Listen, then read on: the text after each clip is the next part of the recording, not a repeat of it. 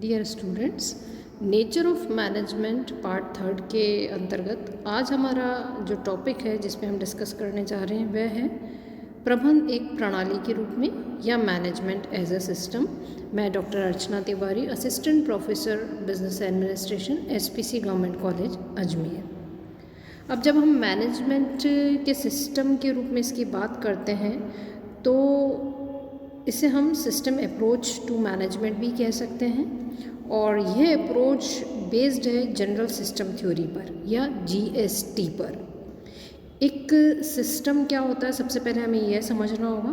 तो सिस्टम जो है इंटर रिलेटेड या इंटरडिपेंडेंट पार्ट्स ऑफ यूनिट का एक सेट है। It means a system is a set of inter related and interdependent parts और units. All the parts of the system are known as the subsystems। हर एक प्रणाली की उप प्रणाली होती है और इन सब उप प्रणालियों को जब मिला दिया जाता है तो वो एक प्रणाली के रूप में कार्य करता है। Each part or subsystem is a complete system in itself but performs its functions for efficient working of the entire system. This is known as the general system theory. System approach to management is founded upon the GST. Accordingly, the system approach to management regards that an organization is a complete system with many subsystems in itself and subsystems of the entire business system of the economy. And in fact, every organization is a system composed of various subsystems which are known as divisions, departments, sections, etc. These all form the internal environment of the organization. संपूर्ण संस्था को हम कई उप विभागों में बांट सकते हैं और ये उप विभाग ही इसके उप प्रणाली है। प्रणाली के अलग अलग पार्ट्स हो सकते हैं, छोटे छोटे सब सिस्टम्स हो सकते हैं, जैसे कि डिवीज़न है, डिपार्टमेंट है, सेक्शन है। तो ये सब सिस्टम्स है। इन सब से मिलकर के बड़ा सिस्टम तैयार होता है, बड़ी प्रणाली तैयार होती है। और एक ऑर्गेनाइजेशन में जो सब सिस्टम होते हैं वो टोटल बिजनेस सिस्टम इकोनॉमी का होता है, और the factors and institutions of the business system form the external environment of the organisation. तो दो तरह का एनवायरनमेंट हो सकता है, एक तो इंटरनल और दूसरा हो सकता है एक्सटर्नल। तो जो इंटरनल सब सिस्टम है किसी भी ऑर्गेनाइजेशन के, वो आंतरिक वातावरण को तैयार करते हैं, लेकिन ऐसे भी फैक्टर्स हो सकते हैं जिनका प्रभाव भी संगठन पर पड़ता है, बाहरी प्रभाव भी। तो ऐसे system external environment of the organisation को तैयार करता है। तो इस तरह से जो सिस्टम अप्रोच ऑफ मैनेजमेंट है वो ये बताती है कि management must regard its entire organisation as a system with internal and external environment consisting of many interrelated factors. It must therefore manage its organization by taking into account all the factors affecting the organization. It must always avoid analysis of the problem in isolation. अलग तरह से अगर कोई problem आ रही तो उसे अकेले में न छोड़ करके मिलकर के उस प्रॉब्लम का सॉल्यूशन वहाँ पर निकालना चाहिए, क्योंकि सब सिस्टम सारे एक दूसरे से जुड़े हुए हैं।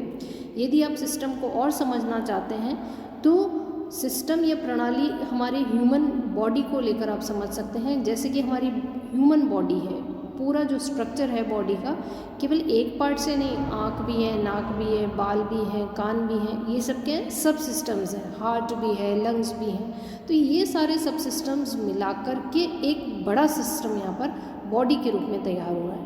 उसी तरह मैनेजमेंट के जो डिफरेंट डिपार्टमेंट्स हैं, ह्यूमन फैक्टर है, फिजिकल फैक्टर्स हैं, ये सब मिलकर के एक बड़ा सिस्टम ऑर्गेनाइजेशन के रूप में तैयार होता है। तो यह भी एक मैनेजमेंट का नेचर है कि मैनेजमेंट को हम एक सिस्टम मान सकते हैं जो कि अलग अलग सब सिस्टम्स के साथ में मिलकर बनता है या उनसे जुड़ा हुआ होता है। अब सिस्टम मानने को कई सारे एडवांटेजेस भी हो सकते हैं। क्या हो सकते हैं? पहला हम ले सकते हैं कि एक ऑर्गेनाइजेशन को एज अ होल हम इसे देख सकते हैं।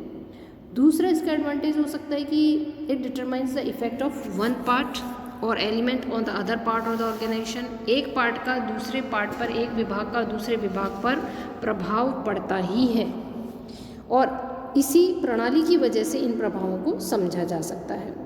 इसी तरह एनवायरनमेंट पर भी टोटल ऑर्गेनाइजेशन का प्रभाव पड़ता है। यदि हम इसको प्रणाली माने तो जो प्रेजेंट आइडियाज़ हैं या प्लान्स हैं उनको इम्प्लीमेंट करना कंपैरेटिवली ईजी हो जाता है। साथ ही साथ it is easier to coordinate between internal and external systems of the organisation. फिर flow of feedback information in the organisation is also important. Competitive strength is increased due to the system approach to the management.